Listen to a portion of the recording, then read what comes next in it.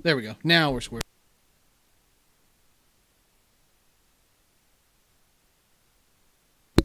Okay. Hello? Mic check 1 2 for the night crowd. Not late on the first day. It's 9 o'clock. It just hit 9:01. You need to fix your clock, sir. Man, try to go to nights to get away from the asshole crowd, and boy, here we are, dealing with you again. But glad to see you made it, my friend. Let's see, I gotta get...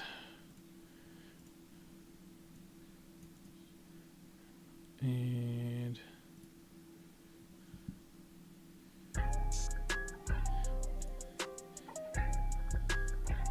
Okay, I don't like that loud. There we go. I was not 1 minute late, Jason. It was 9 o'clock on my computer. It hit 9. It actually hit 9:01 right when it switched over. I'll tell you what probably happened. You probably got the notification at 9:01. I don't know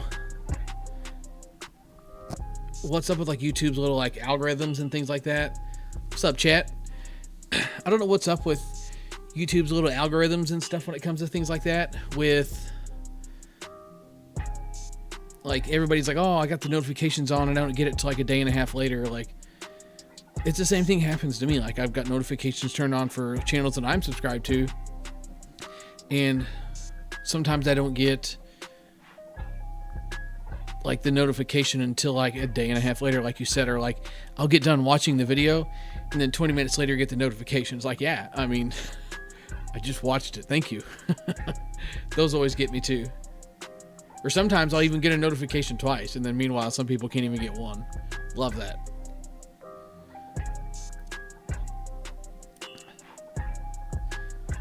But we made it. Here we are. And everything's great. I'm gonna still do the usual.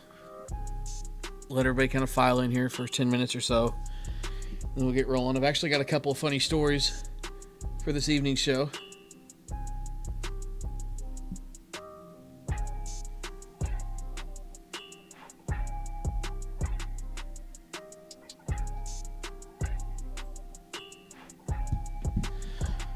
So, give me just a second here.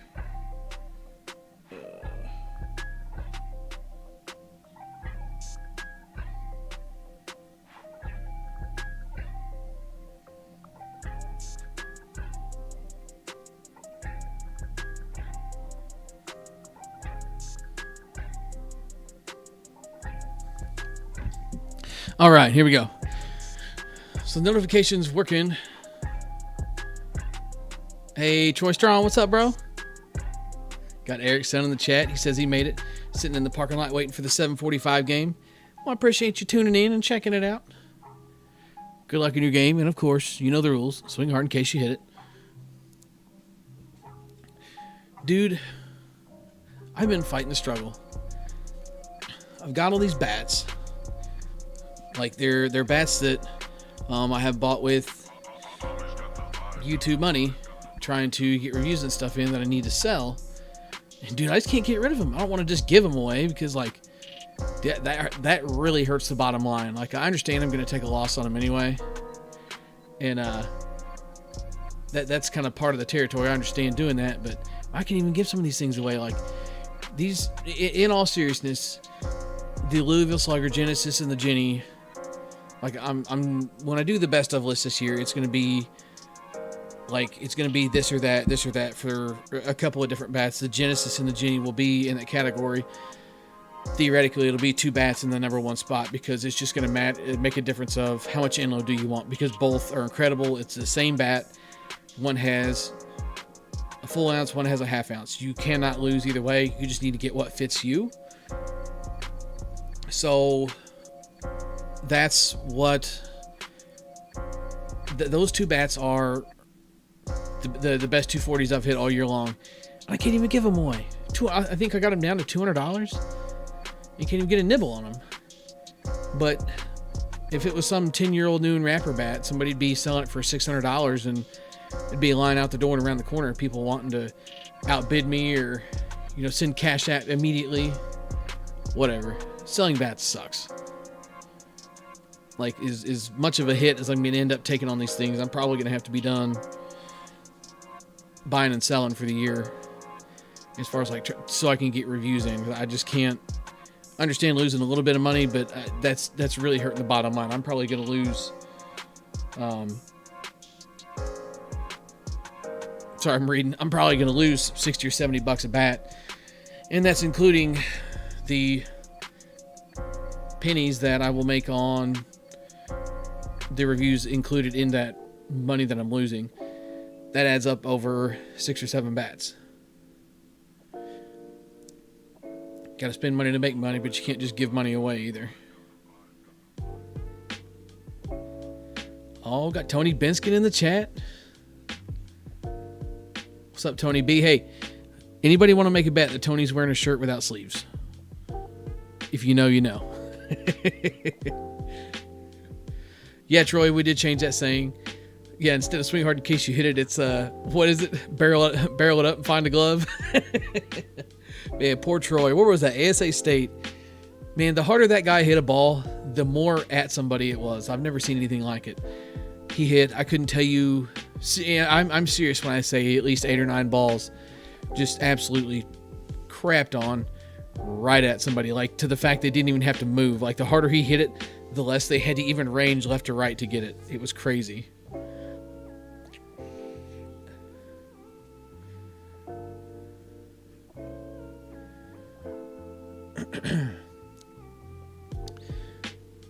Troy says, I think the problem is not just the weight, but everyone is selling them and trying to move them like you. Yeah, that is true. And maybe part of it is just like, oh, dude, I'm a huge cheapskate anyway. More on that in a minute. But I'm a huge cheapskate anyway, so I don't like taking a hit on stuff, which is half the reason I don't wheel and deal bats. Even on the bats that you make money, the ones that you lose on, I'm like, ugh, I hate this. I just can't do it. Yeah. Troy says he saw Tony tonight and still no sleeves. I believe that. My man don't know what sleeves are. Hey, Gio, how you doing, buddy? Couple more minutes here, letting everybody file in, and then we'll get this thing started.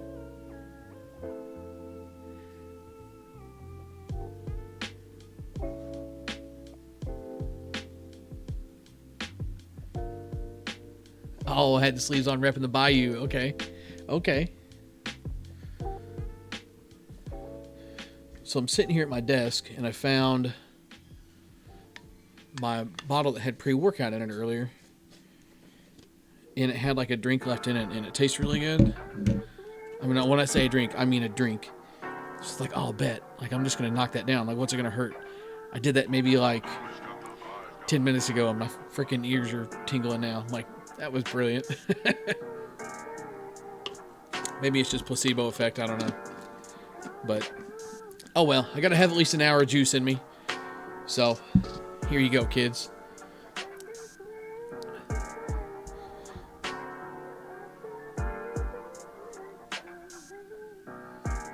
I'm going to answer this message here on Instagram, trying to wheel and deal a little bit, and then I will be right with you. We're going to get this party started.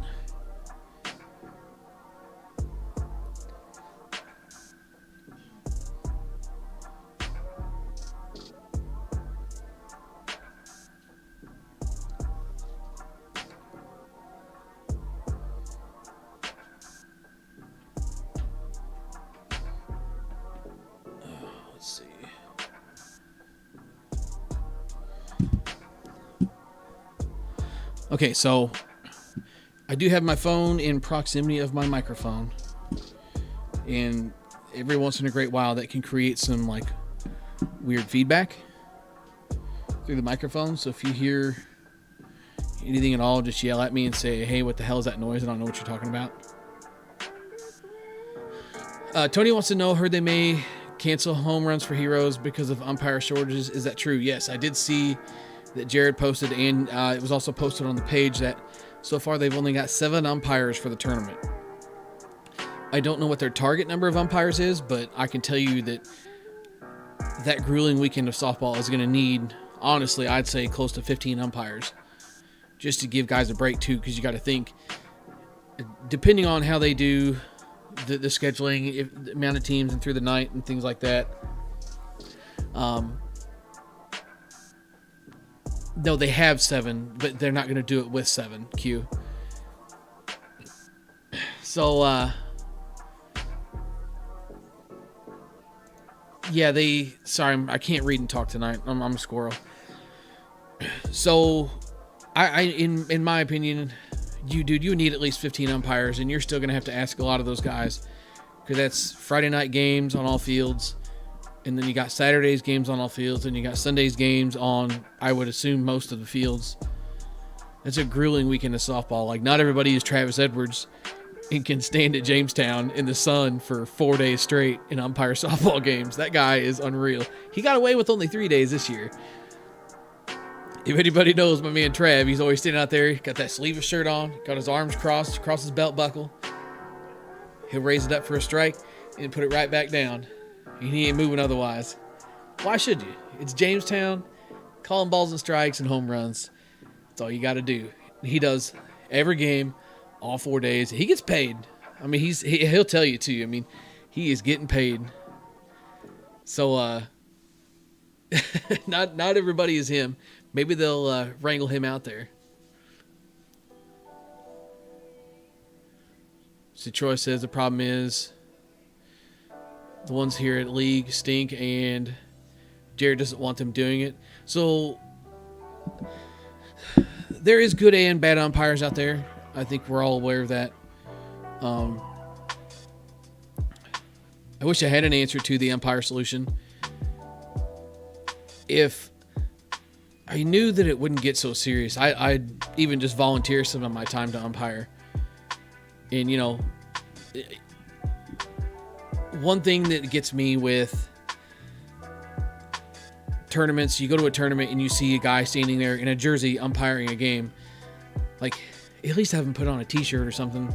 It just, to me, it doesn't look professional. It doesn't look like you're taking it serious if you got a guy in a jersey standing there umpiring games. I mean, I would at least require him to put on a Home Runs for Heroes shirt. Maybe if they're even just going to volunteer their time, just have them, you know, throw a shirt on, give them a shirt for their time, and go on.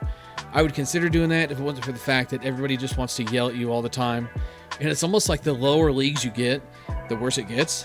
If I was guaranteed like some easy peasy games, I would consider it, but just to help the situation out. But I enjoy umpiring until it gets serious. Like, I know a lot of the rules, but there's still like some gray areas for me, and I've been playing this game for a long time. There's 1 or 2 gray areas, and I know for a fact that those gray areas would come up for me in this situation where I would need it to like not come up. Either that or one of those like calls where you got to stop and think about it for a minute. Because I used to umpire baseball when I was young. I umpired baseball for a couple summers, and umpiring like 12U, 13U, 14U, and these parents are paying, when I say thousands, I mean like $4,000 or $5,000 a year for their kids to be in part of the baseball club. And, you know, more power to the parents that want to do that and give their kids those opportunities. Like, that's cool. I never had that opportunity. I'm not sure I would have taken it had it been that way. 'Cause that's a super serious commitment for a kid, and that's a lot of money to be spending as well. More power to those parents, but that doesn't give those parents the right to yell at umpires the way that they do. Like, there was a time I'm umpiring 12U. I remember this like it was yesterday. I remember all the details. I'm umpiring 12U, and this kid comes in to pitch, and I'm standing there like going over I have my scorecard in my pocket. I take it out and I'm going over it, making my corrections and changes and everything that the coach has made. I always tried to do that to kind of keep up with the changes and the substitutions that he was making, so if anybody had a question, I could answer it. And I see this kid bringing a little bit of heat. Like, it kind of catches my attention, so I'm kind of watching him out of the corner of my eye, and the coach for the team walks by, that has the kid on it, walks by, and he says, hey, just letting you know now, he said, this kid's got some nasty junk. He said most of the umpires appreciate the heads up. He said he's 10 years old playing in the 12U and his junk is insane. Kind of like, okay, thanks for the heads up. Like, whatever, dude. Every parent thinks their kid is the best kid ever, kind of one of those things. So sure enough, there's 1 out in the inning, and no, it's 2 out. No, had to be 1 out because it was strike him out, throw him out. Well, if this is how this podcast is going to go, cancel the show right now. So 1 out, full count, and there was a runner on first, and the kid decided to take off running. And 3-2 count. This kid broke off a curveball. Like I've seen few grown men throw a curveball. Like it was hanging inside the zone. The batter turned his shoulder in, thinking it was going to hit him. And dude, it dumped in right over the middle of the plate for a strike. Like I could not believe what I saw. Like I was just like blown away. I bet I seriously hesitated to punch the kid out for probably 3 seconds. Like I had to stop and process, like, did that just happen? So I'm getting ready to punch this kid out. In the meanwhile, the catcher, who had just got done pitching, so obviously he's got a good arm, he throws the runner out at second base, and we just about call them both out at the same time. And it caused a bunch of confusion because I call out, and then so does the field umpire right after that because it was strike him out, throw him out. And they're all thinking that I'm calling the runner out too. It's like, no, I'm calling the batter out. It's like, oh, well, you waited so long to call it. Hit ball 4 and this and that. And like, dude, they were yelling at me like I wouldn't yell at someone that I didn't like. And all I'm doing is umpiring a game full of kids.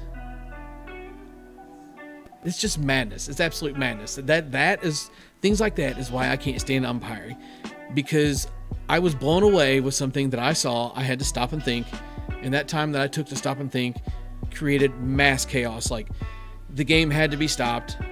Umpire, me and the other umpire are basically just standing in the middle of the field. All the kids are out there, and like we couldn't even umpire the game because the parents were so focused on yelling, and then they started arguing with each other that like we just like we couldn't do anything because the kids were so distracted with the parents arguing and yelling at us that they couldn't play. So we stopped. They had to have the UIC come out and basically like, yo, look, you're gonna be out of here if you don't stop. I mean, that's just ridiculous. Why does it have to be like that? It's insane. But that is why I won't umpire. No chance, not a shot at all. So, real quick, I do want to remind everybody, I discussed this in a couple of the previous podcasts, and I'm going to go ahead and move forward with this. I'm probably going to get the ball rolling on getting some of this done probably through the weekend, I'm assuming, if I don't have to work or don't have a lot going on. I am going to launch a second channel just exclusively for the podcast. Reason being, I want it to kind of clean the channel up a little bit. Like if you go to scrolling and sifting through the videos, it's like Bat Review Podcast, Bat Review Podcast, Bat Review Podcast. To me, it just kind of clutters things up a little bit. Like if you're looking for bat reviews and you just want to skim through the channel, I mean, there's times where I didn't have a lot of content to post or a lot of time to edit, but I still had time to do podcast. So it's like podcast. I don't want that. I don't like the clutter that it's creating on the channel. It's not a clean look. When I want people to come to this channel, I want them to see, the bat reviews. That's what they come here for. I'm not saying that they can't come here for the podcast, but the podcast has proven to be a pretty, what you might say, exclusive crowd. It doesn't draw a ton of views. It draws the same viewers. I enjoy doing it, and you guys enjoy it. So I want to still continue it out somewhere that everybody can enjoy it. So I'm going to just start a second channel, and we'll just do it there. It'll be like a big library of things there. And I know that I've had some requests for getting it hosted somewhere so it can be on iTunes and a couple other things like that. I think Spotify. I found somebody sent me a website that I can actually host that stuff for cheap, maybe even free, so people can even get the audio version of the clips, because like I said, there's money to be made on YouTube, not a ton, and I don't make very much at all. but these generate like absolutely no revenue for me, and I don't care. Like, I enjoy, it's one of those things, like, I would do it no matter what. So taking it to a second channel isn't going to hurt me, because everybody that still wants to view it and see it and listen to it is going to be able to find it, and there'll just be a plethora of them there. And maybe, I might even take that opportunity to put the interviews and stuff on there as well. Like, I wanted, as the off season comes up, I don't want to be bothering some of these upper players with reviews and stuff during the middle of the season. So I'm going to try and do some of that during the off season, so I can, post that stuff there too. And I may even post it on both channels when it comes to something like that. But bottom line is, we're going to be launching a second channel exclusively for the podcast. This is probably going to be your 1 month notice. 1 month from now, we will be on that channel live. So I'll probably remind you guys once or twice a podcast until that time comes. Once you get the channel posted, I'll let everybody know and post the link, and probably put it in the description of the videos from now on. And like I said, spam it everywhere. Make sure you share it around if you do see it, so everybody knows. You can even share this podcast if you wanted to. That'd be kind of cool, right? And now for something else. Uh-oh. Remind me later. So, I'm at League last week. I'm going to tell you a story. I'm at League last week, and I did a shithead thing. 100% calling myself out. I did a shithead thing. We're playing D-League, and D-League is 2 home runs. We had an umpire that hadn't done very much of our D-League. And I don't know if some of the other D-Leagues were letting people get away with, people that, because like basically they had enough teams for D-League but not enough for C. And what ended up happening was basically they said, hey, we'll let these C teams play in D, and made a lot of the D teams mad, but there's not really much I can do about that. And I guess some of the umpires have been giving the D teams the home runs. There we go. Have been giving the D teams giving the C teams the C home runs. Sorry, I'm trying to do something. I'm trying to multitask. It's not working. Don't you say a word. Gotta keep my wife in line over here. So they give them the extra home runs. We had this umpire that wasn't, you might say, familiar with our league and our rules and everything, because he hadn't did a lot of our games. It's a blowout of a game, and I was just like, all right, look, we've already hit our 2 home runs that we were allowed because we're playing D rules, and we knew we had been all year. And the discussion was had with one of the umpires, or with the umpire, with one of our players, and he said, oh yeah, you still got 2 left. And I was like, okay. So he thinks that we're C League, or they've been giving the C teams the C home runs. And I come up with a chance to hit a walk-off in the 3rd to end the game. Like I said, we were blowing this team out, and honestly kind of did it. It was kind of a jerk move, but I did it for one of 2 reasons. I did it to get the game over with, like, hey, let's just end this thing. And then I also did it because I wanted to be a shithead, and I wanted to be selfish and try and steal a home run, because why not? So I hit this ball, probably one of the furthest balls I've hit all year at that, because I came unglued on it. And it goes out. Umpire says, ball game. Throws his hands up. I'm like, oh, yeah, he hasn't caught on. Because he thought we had extra home runs to hit. And then sure enough, I'm on my way to the dugout. The other team is on the way off the field because they don't know what's going on. It's that out of hand that they don't even know what's going on. They think the game is over by run rule. And then our coach, who's standing in the third base coach's box, says, hey, no. He says, we've been playing 2 home runs. We've hit our 2 home runs. We're out of them. He says, that's not a home run. The game's not over. I was like, mother effer. I know I got did dirty. Go out here and hit this home run, and then that happens to me. But you know what? That's what I get for being a shithead. And then as I'm walking off the field, the batter behind me ended up getting a base hit to end the game. Yeah, I could have ended it with a base hit, but I wanted to hit a home run because he said I had one. So as I'm walking off the field and up the hill to my car, I noticed like all of a sudden, like my bag gets heavy. It's like, damn, what is that? Like it just, I mean, it feels like either somebody just grabbed it or threw something on it. I couldn't tell what was going on. So I go to turn around and like my bag is crooked, and I look like 30 feet behind me, and there's a wheel on the ground. Oh, is that not going to work? Let's see. Oh, don't do this to me. There we go. Oh, come on.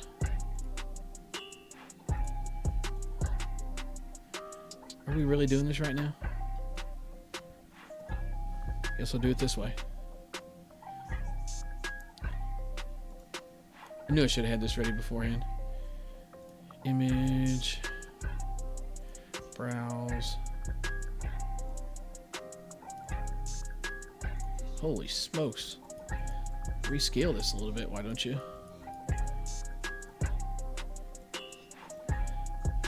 We're getting there, I promise.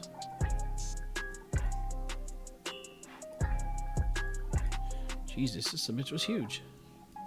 That's what she said. So I look down, and what do I see 30 feet behind me other than nothing other than the freaking wheel to my bag. She just came unhinged. She's done. It's down for the count. The spindle is trashed. I'm not even sure how to get that wheel back on there because I can't tell if something broke off the spindle or if there's a clip gone somewhere, but I put the wheel on and it's like flush with the end of the spindle. So either something broke off somewhere or something went awry, but the old bag is done for. That's what I get for trying to steal a home run. Karma will always pay you back every time, no matter what. It will always pay you back. And that's what I get for trying to steal a home run. Real tough go on that one. I couldn't believe it. I don't know what I'm going to do for a bag because I'm such a cheapskate. Like, I'm not going to go buy a bag. Absolutely not. Not right now, anyway. I'm probably just going to end up either bumming my son's bag. Because, I mean, really, only thing I swing is my Psycho anyway. So I could get away with just, one bat, glove, helmet, shoes. So I could either bum my son's bag since he's not playing baseball this fall, or I could take my wife's. Either way. That sucks. That's what I get, though. That's a full dose just coming right back at you. So, note to self, don't be a shithead. And no, Gio, I did not rig it back up. I think she's done for. But that's okay. I gave my buddy Damon got me that bag really, really cheap. And I got that was maybe 4 years ago. So I've got my money's worth out of that bag. No question about it. It's probably about time for a new one anyway. It just sucks. Roller bags are expensive. I have decided that I do like a roller bag just because when it's in the car, it keeps things more like neat and tidy. Like backpacks are nice and everything, but you got to put them in the car and you got bat knobs and handles going everywhere, snagging and grabbing everything else you're trying to get out of the car. Yeah, the roller bag takes up more room, but it's in there, it's out of the way, everything, it's not getting snagged on anything, trying to pull something else out, or you got to, play the game of, what's the game, Pixie Sticks, where all the sticks are in a pile. You got to try and pull one out without moving the rest of them. Okay, well, what is it then? Pickups? It's just called pickup sticks? I don't either. Maybe it's just called pickup sticks. I don't know. No? Well, I didn't know. I don't know. I don't eat candy, believe it or not. I like cheeseburgers. I like pizza. Everybody always needs a good self-burn. Okay, so Troy says it is pickup sticks. So it's 2 versus 1. So anyway, yeah, so it's annoying. So I have decided I'm going to stick with the roller bag. Roller bags are like $180. Between 180 and 200, depending on what you buy, even upwards of 250. But here's what I don't want and I don't need. And anybody that has one, don't take offense. I don't need a roller bag with some kind of custom ghosted plexiglass with custom engraving and, hashtag Paw number 16, yeah, yeet, whatever the hell people want to put on their little etched window frames with their little cup holders and their neon lights. Oh, hang on, you can't see in my bag, it's dark. Here, let me hit my lights. And walk over and flip a little switch and their whole bag lights up. Like, no, quit. Yeah. You know what I'm going to do next time? I'm going to put this headset on you so you can talk. Oh, yeah. Here, you know what we'll do? We're going to have a poll for the podcast. Should we bring Mrs. Hero on next time? Oh, so you're doing the snacks? Yeah, Adam, I do sound old. I'm also sound cheap. But and my wife is even cheaper, believe it or not. Like, I don't mind spending money on the right things, but like, dude, bro, listen. Like, you open her purse and you hear, ah! you hear like screaming. Like, bro, what's that noise? You like put your ear up to it, but it's the pennies screaming because she's pinching them so hard. That's for real. And the look I'm getting indicates that was a bad thing to say, but sometimes it just bees that way. So, yeah, I don't understand what the whole need for neon lights and cup holders and, oh yeah, I got a USB charger over here. I've seen guys that put USB ports in their little plexiglass things up there with their custom engraving and all this other goofy stuff. Like, dude, I just don't get it. Like, I understand that that's not an option with a bag, but some of these bags are so big and so heavy and just like lunky that like they won't stand up unless you put something in them. And that's frustrating as well. And that's another reason why you almost have to buy something like that to an extent, just to like give the bag some like structure, because they're so big they just collapse if you don't. And then it doesn't hold its shape well, and then it just curls over or falls over every time you leave it sitting somewhere, unless you lay it down. But that does give me an idea. Oh man, I'd make some people mad with it for sure. But we could do a video on how to make your own bag shelf. Like, we could do like measurements and dimensions and what you need. Well, I'm telling you what, that would cause a rift. There'd be some people mad over that one. But I just don't, I don't like the market has gone to these big, humongous bags that need, or, that can carry 12 bats. And don't get me wrong, I used to be that guy. I mean, I used to pack my bag so full of bats that like the back compartment wouldn't even zip shut. I had a combat roller that held, I think it would hold 8 bats if you did them like top to bottom, you know what I mean? But if you were willing to leave that thing unzipped, you could get about 12 to 16 in it.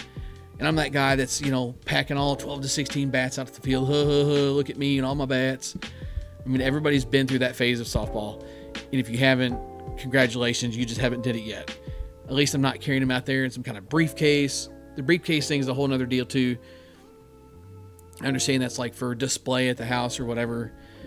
But other than that, I don't really understand what the point of a briefcase for bats is, other than to say I've got a briefcase for my bats. But I have seen people carry the briefcases to fields before.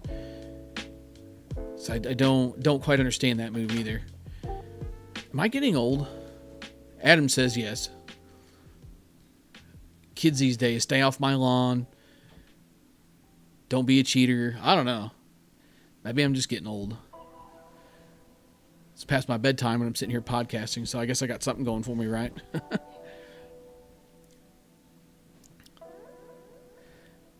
Yeah, Troy, the shelf kit. See, Troy knows what's up. The shelf kit that costs more than the bag. Yeah, 100%. I've seen guys selling shelf kits for, $100, $125, but like I said, it's all the dorked out lights, and some of them got neons that flash and change colors. And dude, that's very elaborate. That's cool. That's great. But no, just stop it. Like, their bag is like more organized than their house is. That's wild. Geo says that you can refinish the spindle and extend it, and then use a cotter pin to secure it. Yeah, I'm sure I could finagle something in there, but like I said, I think seriously, it's a DeMarini. What is it? The Black Ops bag, the smaller roller. I got a really good deal on it. I want to say I only gave like $75 for it, 4 years ago. So I can't say that I didn't get my money's worth out of that bag. It's time to just let it go. The rest of the bag's looking pretty rough too. And then I'd have to do something with the other side of the wheel too, because the other side of the wheel is all cambered out as well. It's just in rough shape. So I'd have to do that to the other wheel, or then it would be crooked and probably drag, or who knows what else. Tony, yeah, I may have to hit you up on that roller just for something to get me through. I don't know what I'm going to end up doing, but it's bad news for BP Hero. I think Snacks has League, Geo, if I remember correctly, because I was going to try and drag him on for the show. Sammy says, how you liking the new shift? Loving the new shift, other than the fact that I feel like I want to go to bed at 11 o'clock every day while I'm working, because that's usually about what time I went to bed when I was working night shift. It's like 11 o'clock rolls around, like I can feel my body like, all right, now it's time to go to sleep. Hey, bro, what do you think about a nap right now? I'm like, I think a nap sounds terrible because I don't want to get fired. But my body's like, well, maybe just a small one? No. But luckily I haven't had any issues with sleeping through the night. That's what I was most worried about, was having trouble sleeping. What's the word I'm looking for? Having trouble sleeping and then waking up in the middle of the night. I did that the first night. I woke up at like 4:30 thinking like my body was like, hey, you're supposed to be at work right now. I actually woke up in a panic because it's dark outside and I'm not at work. And then I realized I am going to first shift. Troy says, don't move. She can't see you. Yeah, we're not playing that game around here. So something else I do want to talk about, I'm sure you can see it in the title here. 3 things that I think that everybody needs for BP. Let's see if I can maybe I can fight the struggle and not make it such a drawn out deal to get a picture of our newest purchase for the channel onto the computer. Since I already fought the struggle, I should know how to get it up here.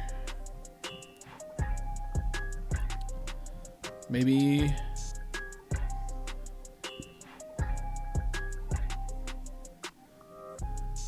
Okay, we're almost ready.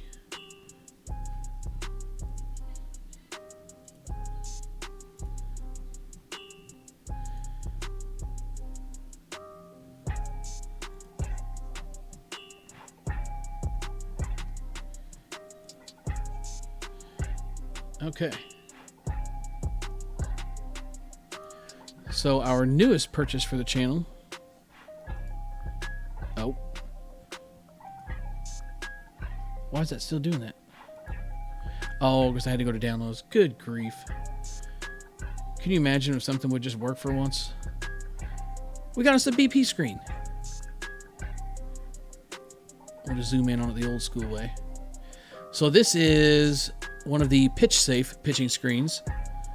If you guys aren't familiar with those, basically these things go up and down in less than a minute. This thing is freaking awesome. This whole screen fits inside of this little case down, this little metal case down here.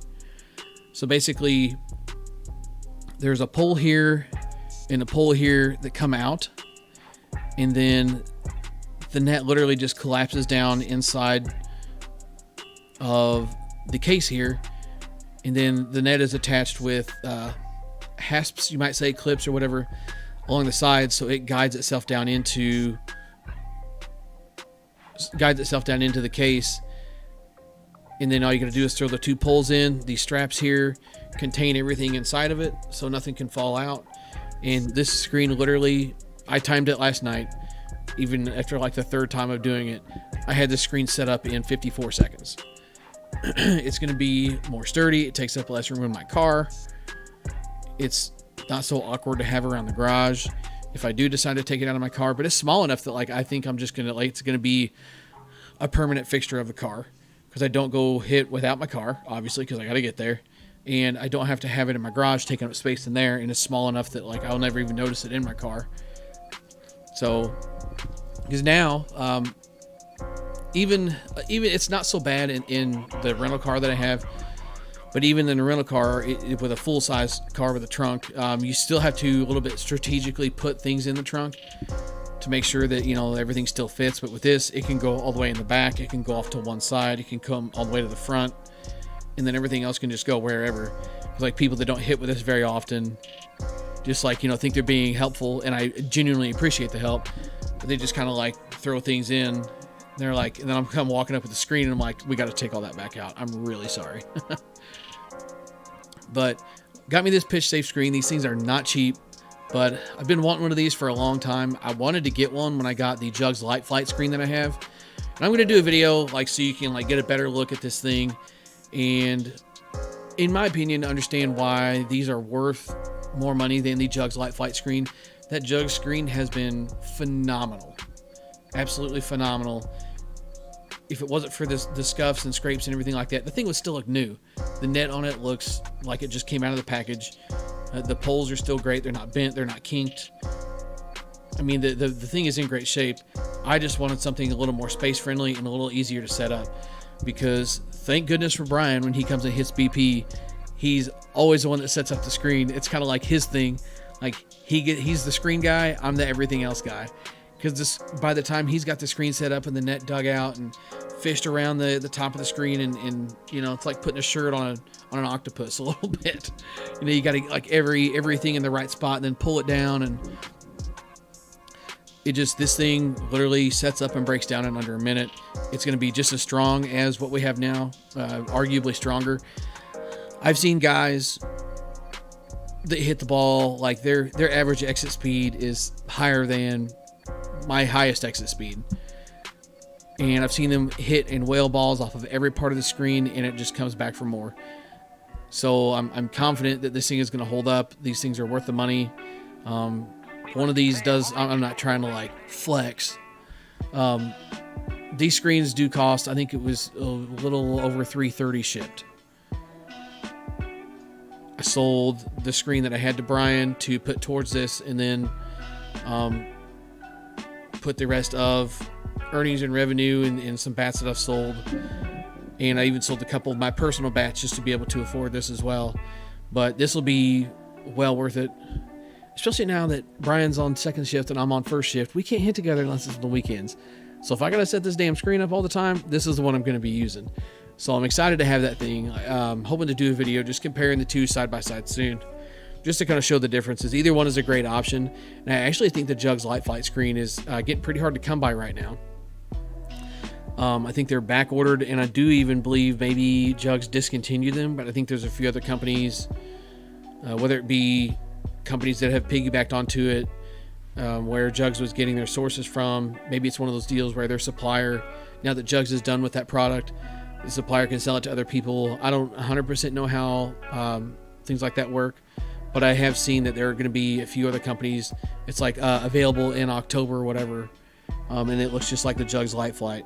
But super glad to have this thing. It's going to be a great addition to the BP stash, and that is one thing that I do believe is needed for BP. You're talking about the three things you need for BP, no matter what, is a good screen. Like, safety is more important than anything. We hit for years without a screen, and it's to the point now that like I won't go hit unless we have a screen. Like I don't like going to BP and like, I can only pull the ball because I don't have a screen, or even trusting yourself to, hit the left center gap a little bit. You slip and you fall, you make one wrong move, a ball runs outside and you try and hang with it. Or, you've always got that guy that's like, I'm going to go opposite field, I won't hit you. Some people don't. Some people have incredible back control and can get away with pushing a ball down the line like that. And it's just the game of trust is not worth it. You got people dancing out of the way and carrying on and doing everything else. So a screen is a must. A screen is a must for a multitude of reasons. It's going to allow you to broaden your game because you can, work gap to gap even. That's something I've been working on lately is just working gap to gap, working left center gap, right center gap, and just basically everywhere in between. And having a screen is going to allow you to do that. It's going to evolve you as a hitter in ways you can't imagine. And the big takeaway from things on this, it's 3 lists. Not like it's a huge list, but the big takeaway with things on this list is there's guys that have $2,000, $3,000 worth of bats and $50 in BP equipment. Seriously, sell 2 or 3 bats and invest in this stuff. It'll make you a better hitter. It'll make BP more enjoyable, and you may even get a few more people to come out to BP, because sometimes one of the worst things ever is hitting BP with 2 people. It really is. So for a multitude of reasons, a screen is a must-have. And the next one is kind of a segue here. BP balls. Again, we're talking people that got $2,000, $3,000 worth of bats, and they'll go out and buy, bargain bin BP balls at Walmart. I've seen guys doing that stuff. Dude, some of those things are cork-centered and just, look like an egg after 5 hits, but they just keep hitting them. Or, they go out and dig balls out of the trees, which is fine, unless you haven't been out to dig balls out of the trees in a while and you've been hitting the same balls for 6 or 7 years. I am fortunate enough to basically have Evil a phone call away. They did a great job taking care of me over the last, how long has it been? Almost since day 1 of the channel. Bobby's did a great job of taking care of me and everything we've needed for BP. So I am fortunate in that regard, but good BP balls is an investment that I do believe everybody should make. I could even make the argument for a 4th item here in just a minute. I'll kind of segue from one to the other here at the end. But good BP balls, a couple $100 can get you brand new BP balls, like the Evil BP 52 Plus or the Evil BP Rocket. Those are 2 great balls. Even if you want some game balls, just go out and buy some game balls. There's no reason that even if you're going to buy used, even if you buy used, or even just add a couple dozen to the bag every once in a while, there's a million different ways you could get softballs and have good balls for BP. It's going to help you break your bats in, and it builds confidence too. Like, you hit the same rolled up socks, and like I said, no offense to the people that do that stuff, but to me, part of quality BP is seeing a good result. Nobody wants to just put everything they have into a ball and watch it go 280 feet because they're hitting pillows that, were old league balls from 6 years ago. It just don't jive like that.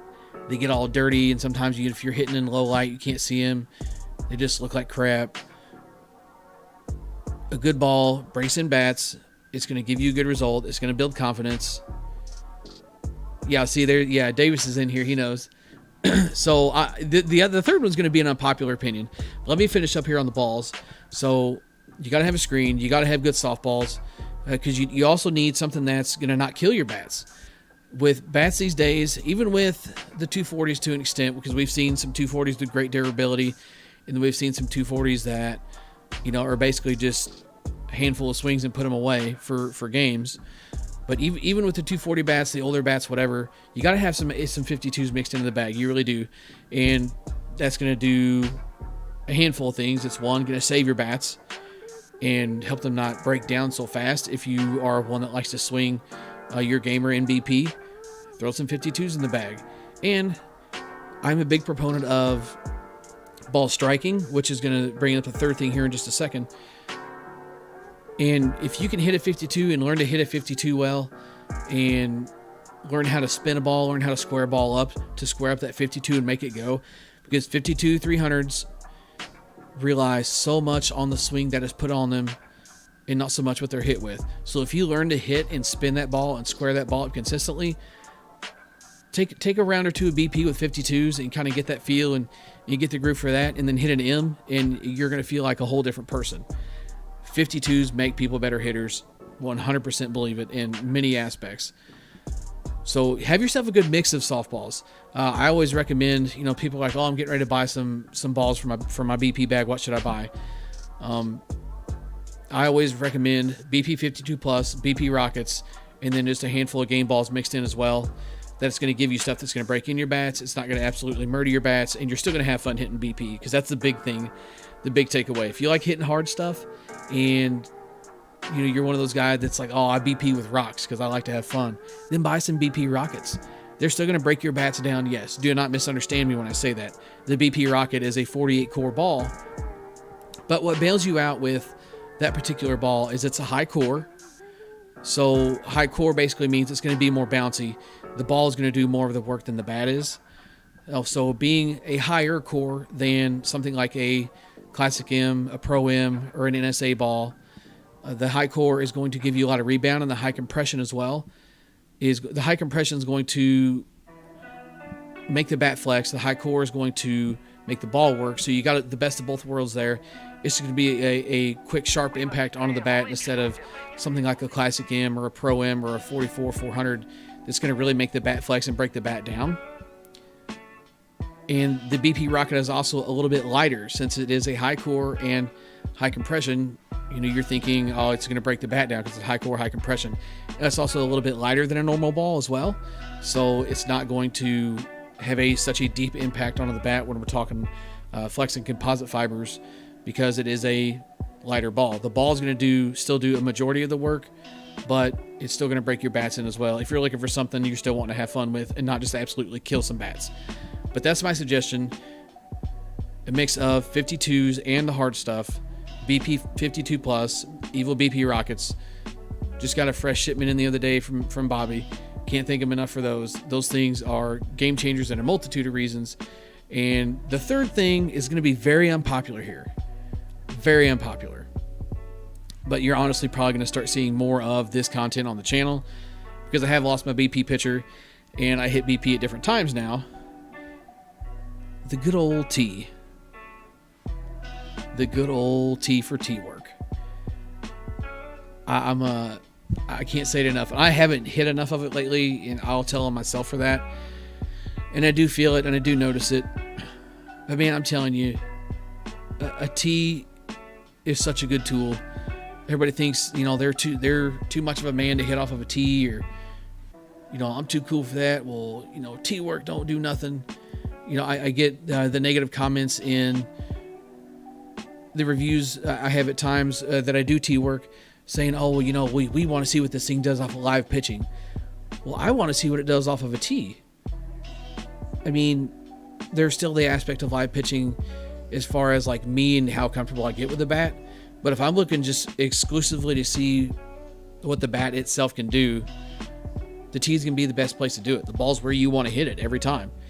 You've removed a variable in making sure you're hitting a good pitch. The human variable is always going to be inconsistent. So if you remove one human variable and add a tee where a ball's in the same spot every time you go to swing, then it's on you to square the ball up every time. I like using a tee for a multitude of things. If you're in a funk, go out and hit off a tee and build your swing consistency up a little bit. Now, don't misunderstand me when I say we shouldn't be going out and taking nothing but tee work, because you still need to take live BP to translate the work you've been doing into your tee work, because if you're not familiar with it enough, or if you don't hit enough, too much tee work can throw your timing off. I've seen that happen to people that I have suggested, hey, you get a tee, and then they'll go out. I had a friend of mine, I told him, hey, go get a tee and hit some softballs, and I worked with him a little bit on his swing, and he's like, oh man, he's like, this really works.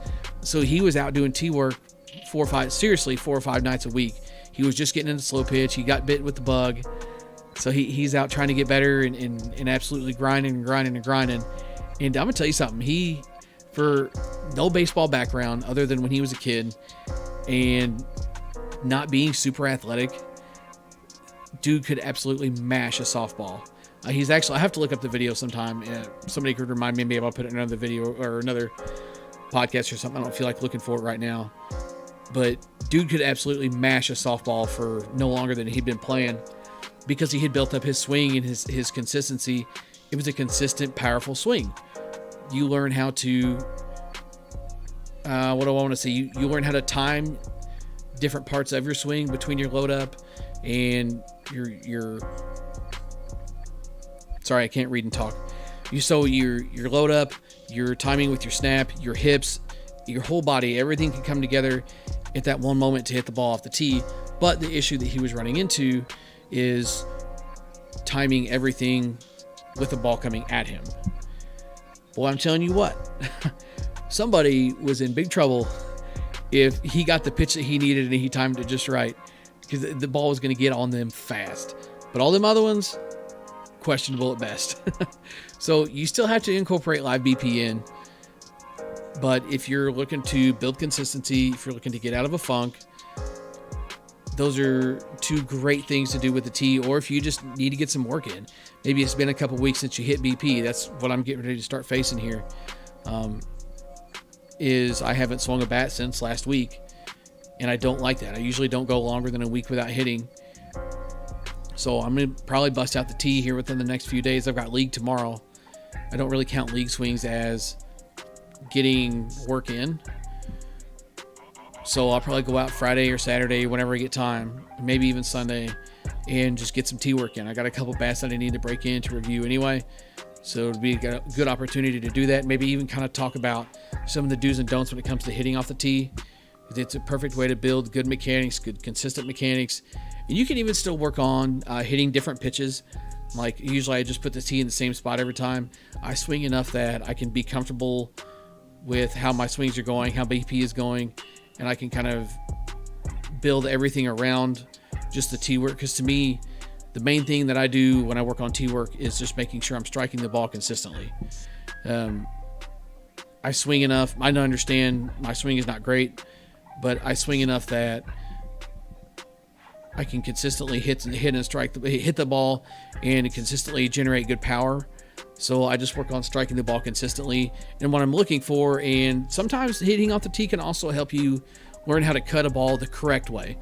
And cutting ball the correct way is hitting the ball flush and level and striking completely through the ball and not cleaving at the ball. And yes, I understand that I still swing down on the ball, but when I've been doing my consistent tee work and really focusing on hitting through the ball, dude, it makes a world of difference. So if you ever go back and watch some of my tee work videos from probably the last couple years, watch the tee. The tee will hardly move. Every now and then it might flicker a little bit or flinch a little bit, but I'm striking that ball clean off the tee and not even hitting the part that's holding the ball. And it's not a camera trick. It's nothing more than me just striking the ball, being flush through the ball. I think I even posted, maybe it was on Instagram, maybe it was on Facebook. I posted a clip of, it was like, I couldn't tell you how many swings in a row with strike, strike, strike, strike, strike. Every ball was struck well. Trajectory was different. I'm not really looking for trajectory unless it's just, I'm not looking to complete miss. No, Snacks, it's not. I'm not tooting my own horn. I'm explaining what the T is for. Just because you can't figure it out, grumpy. This podcast was better with you at league. But ball consistency, and you can even take it a step further and do a couple of different things with the tee work. You can put some total control balls, which is like the heavy sand balls you see people hitting. You can even put some of those on a tee. That will teach you ball striking extremely fast and the value of it. Put that ball on that tee. Those balls are hard to hit anyway. Like that's a good tool that helps you focus on striking the ball, because if you hit those at all, you understand if you go to swing at it and like say you tick the top or bottom of the ball, it's just going to land at your feet. It really makes you focus on driving and pushing and snapping through the ball. So put it on a tee, it's going to do the same thing. And that'll teach you, sometimes like use the metaphor, hit the ball like it's heavy. And that works really well for the total control balls, and it works even better off the tee because you've got to hit it and push through and snap all the way through that thing to get it to go somewhere. So to take your tee work to the next level, what you might consider the advanced course of tee work, put some total control balls on a tee and try hitting them. You will learn a lot about your swing as far as ball striking goes really fast. And it's also going to teach you how to use leverage, maybe help you generate a little bit more power to get the ball to travel to you, because you can swing as hard as you want. That's why I see people like chasing a number on a radar. Sometimes you see guys like, hitting, 105, 106 on the radar. Like, that's cool. That's awesome. That's harder than I can hit a ball. Congratulations. Like, that's cooking. That is absolutely cooking for hitting a softball. But you're chasing a number. Look at the swings you're taking. Like, you're going to take that swing in a game? Like, you might every once in every 10 swings, but that's what I don't like about chasing a number on the radar sometimes. And I've really had to convince myself of that lately with working more backside and more push game. It's more of a finesse swing. I have to remind myself of that at times. Shorten your step up, finesse the ball, use the barrel, strike the ball correctly, and just let it go through the hole. Let it go through the hole, let it go over the infield. And I'm not talking like Judy stuff. I'm just talking like I can't use a swing with the same power that I'm trying to hit a ball 350 with and trying to hit it down the right field line. There's people that can, and it's very impressive to watch. I'm not that guy. That's not for me. To me, it's more of a finesse and controlled swing. Just let the big inload drive through the ball, which is another reason I'm a proponent of inloads. Just let the inload just drive through the ball, let it go where it will on the push side of things, and just rock and roll. But ball striking is so important. I'm not the most athletic hitter. I'm not the strongest hitter. I'm an extremely fluffy person. But the one thing that gets me what I would consider decent results is my ability to strike and spin a softball. There's been people that have said, put this bat in somebody's hands that squares the ball up and, let's let them review bats. You spin everything so it makes everything look good. Okay, I'll give you that. I'll give you that argument to an extent. But if you swing enough bats and you deal with enough stuff, then you understand that I can still get a good read on how a batter's performing, how a bat feels, how a bat's breaking in, even with spinning the ball a lot. And if I get the right bat, I hit a lot of stuff in the face still. And that's also another ball striking thing. If you're hitting a lot of knuckleballs, that's because you have hit the ball so flush, it didn't spin off the bat. You literally made the ball stop spinning and just push off of the bat because you got it so square. That's also a big thing that tee work can't help you with. Not that you want to be hitting on a knuckleballs. And sometimes that's what screws with me a little bit when I'm really in the groove, like I have been lately, striking the ball well. I hit with the pure NDM1. What was that? I guess it was last week. And then a couple weeks before that, I hit with the Proton. And I hit a few with the NDM1 because it's got like a really like gritty finish on it that's supposed to help promote spin. We didn't see a ton of benefit from that finish, but whatever Proton's using on theirs, we saw a lot of knuckleballs with it, especially with the 52s, because the ball is going to be more prone to knuckling. And I do have a handful of the Worth Platinum dots in my BP bag as well. And just the one-piece balls, sorry, I know there's people out there that like them, but I hate one-piece softballs. They distort when they fly through the air. They do weird stuff. Like, I want to know what my swing is doing. I don't want to watch a ball run 10 feet to the right because I hit it in the face and the ball distorted flying through the air and did some weird shit. Like, that's it's funny to watch, but that's not BP to me. But that's also a great sign of striking a ball well, and I do get in those modes sometimes. Tee work is good. I don't care what anybody says. Talk to some of the top level pros. Davis, if you're still in here, I've seen you doing tee work before on your channel. I've seen Jason Branch talk about doing tee work. There's even some videos out there of him doing tee work. Ryan Harvey's another one. He was trying to start a softball channel up there for a little bit, and I'm not sure that he's still posting anything, but what he has posted is still good content if you're looking to learn and expand your game. And he talks about tee work, and he approaches his a little bit different than I do, but he's also a freak of nature. So he still works on controlling the ball while he does his tee work. And to me, I just can't do that. Like that does screw up my timing. When I'm looking to do tee work, I'm looking to just stay smooth and fluent and strike the ball. It's usually going to be right back up the middle, which is where if you see me taking tee work and it's back through the box, back through the box, back through the box, back through the box, that is me working on ball striking. If you see me pulling a ball and basically hitting left center gap, looks like I'm trying to drive the ball up and through for power. That's me trying to generate and create more power with my swing, and kind of working on that aspect of things as well. So it's got its uses. That's what I use tee work for. Harvey and some other guys are good and skilled enough they can use tee work to work the ball around. That's just not, I'm not skilled enough of a hitter to do that. But I don't care what your excuse is. Tee work is good for everybody. If you can't do it well, then you got something to address. You got something off somewhere, use the tee to fix it. So those are my 3 things for BP. Sorry, squirrel. So those are my 3 things for BP. You need a screen.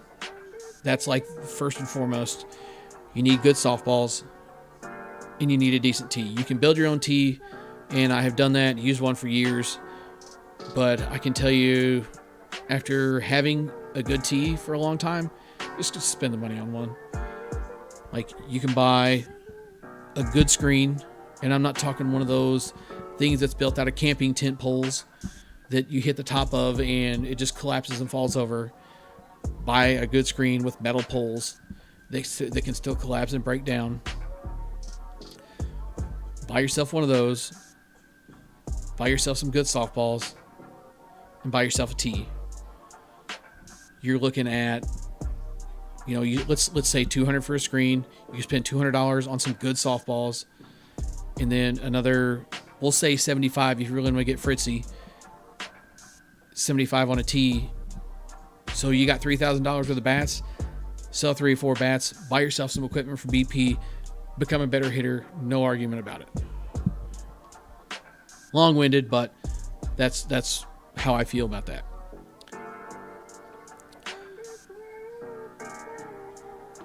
So I try to keep these to an hour, and that's what I'm going to do tonight. Because I'm still I got one more thing I do want to talk about, but I'm going to save it for next week. I'm trying to make sure my sleep schedule doesn't get too wacky here. It's like this time of night is usually when I'm like kind of gearing up, like I would be going into working midnights, and I can feel myself doing that. I usually take melatonin to try to help myself fall asleep a little bit from time to time, and I almost decided to take some before this podcast, and I probably should have. It's like I'm amped up. I'm ready to go. I enjoy doing these podcasts. It excites me. I like talking with you guys. And obviously I can sit here and talk for hours on end. And I can feel myself kind of getting wound up. So I need to just shut her down now so I can make sure I'm in bed at a decent hour. So we'll continue that next week with that topic. That'll give me another topic for next week. So remember, I'm still messed up. Wednesday nights, 9 o'clock Central is when the new podcast will be. If you, by chance, catching up with this the next day, or if you're coming to the channel looking for this and, to watch it later, or you're looking forward to on Thursday morning, the podcast will now be live Wednesday night at 9 p.m. Central until otherwise. And also don't forget, we are going to be rolling out a second channel for the podcast. This is your 1 month notice. As soon as we get everything taken care of and get everything set up with the second channel, I'll post it so everybody can go subscribe. Make sure you turn your notifications on to that channel. I'm not going to make the big, please subscribe push and all the support stuff over there like I do here, because this is the main channel. This is the heart and soul of what I do with softball. And the second channel is just to clean this channel up a little bit and kind of get all that stuff out of there. So when you come to look for a bat review, you find a bat review and not 60 podcasts or however many there is. So that's going to do it for this podcast, guys. Thanks for stopping in and checking it out. I hope you enjoyed it. Thanks to everybody for stopping in. Swing hard in case you hit it. BP Hero. Catch you next time.